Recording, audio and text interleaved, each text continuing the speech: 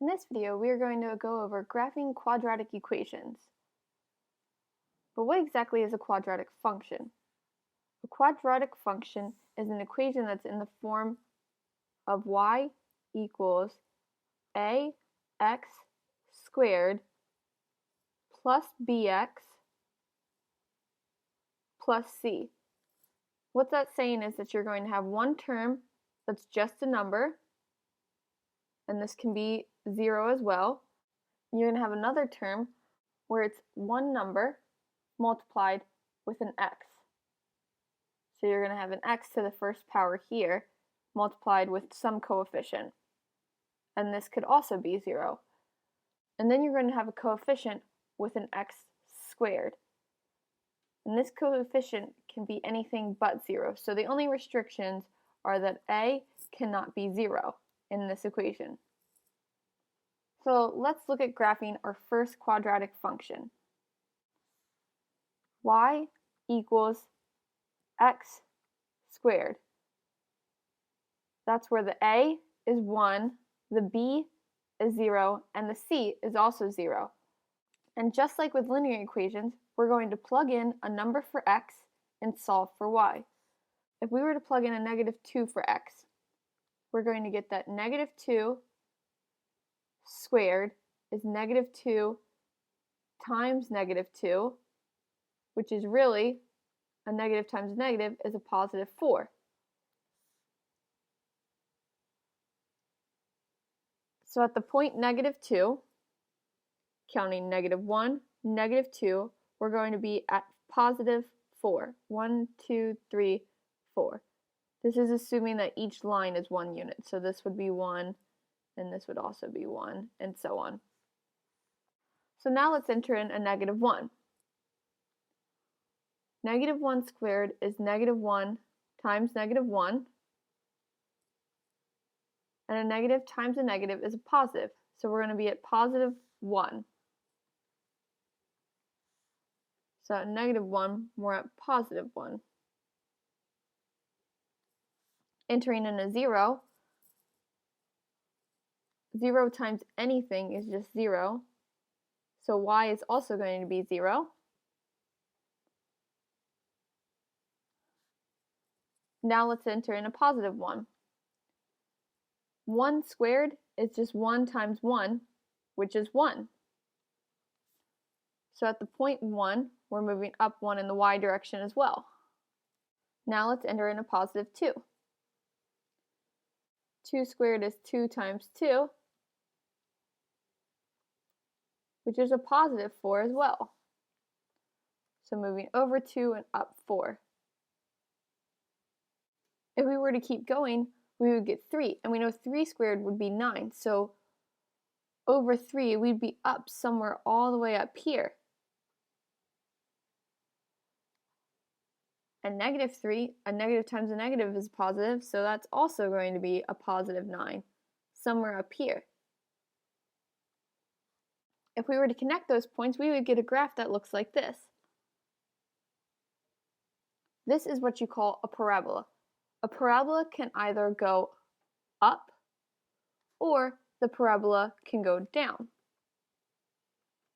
In this case, our parabola is going up. That is because our a value is positive.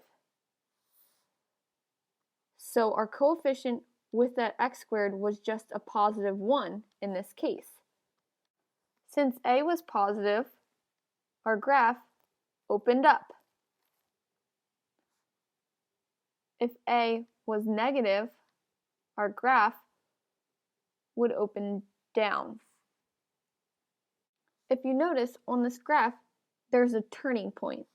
And in our case, it happens at the point where x is 0 and y is 0. The turning point is also known as the vertex. The vertex is the highest or lowest point on a graph, otherwise known as the maximum or minimum. In our case, since our a is positive and the graph is opening up, our vertex is going to occur at the lowest point of the graph, because if we continued to the right or continued to the left, the graph would keep going up. However, once it hits this point down here, it is not going to go below that point. So we know that this is a minimum. And the minimum happens to occur at the point 0, 0. So 0, 0 is the vertex that's also known as a minimum for our graph. Let's look at another example.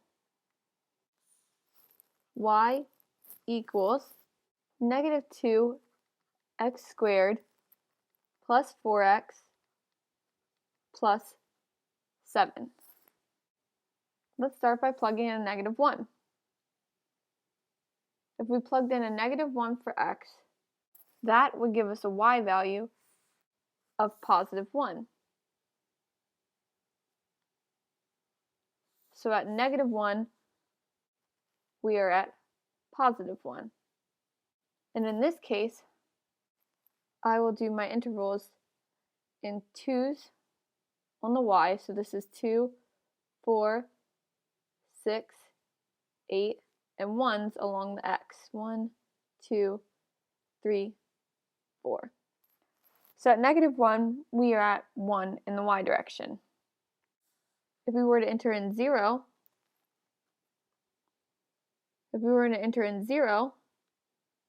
we would be at 7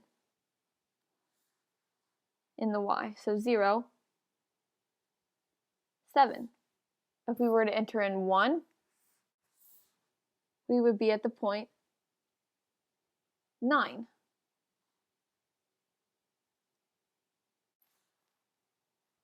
If we were to enter in 2, we would be at the point 7 in the y direction. And if we were to enter in 3, we would be at 1 in the y direction. So you can see, if we were to connect those lines, our graph would look something like this. A parabola that opens downward. And it opens downward because our A was a negative. That means instead of having a minimum point, because as you go to the left it will continue down, and as you go to the right it will also continue down,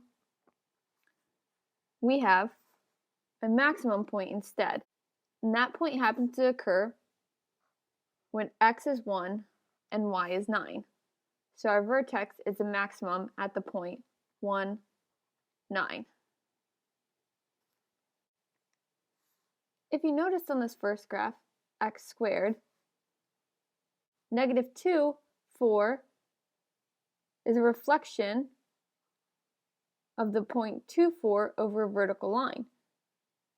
And the vertical line occurs at the vertex. And you can see, if we were to draw a line straight up that crosses the vertex, everything is a reflection. So this point is the same exact distance from this vertical line as this point. And you can see negative 1 in the x results in a 1 for the y, and 1 in the x also results as a 1 in the y.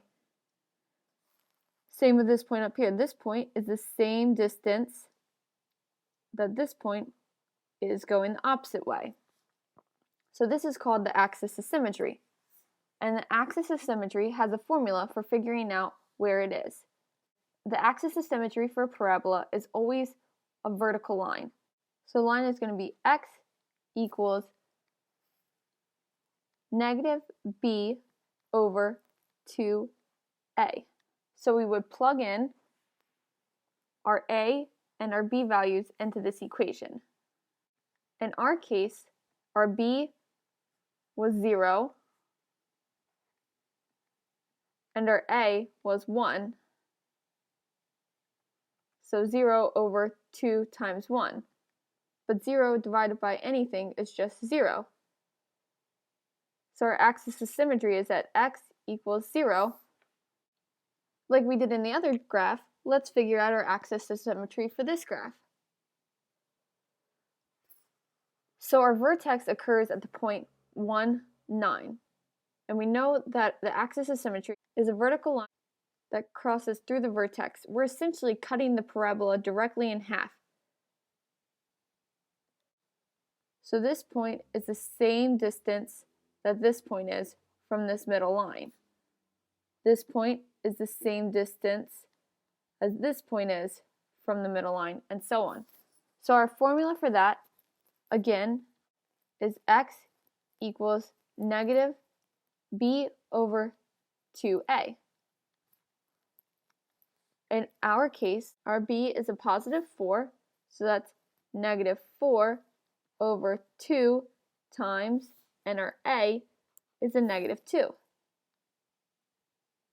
So that's going to give us a negative 4 over negative 4. But a negative 4 over a negative 4 is just a positive 1. So our axis of symmetry occurs at x equals 1. And you can see that that vertical line is also the x equals 1 line.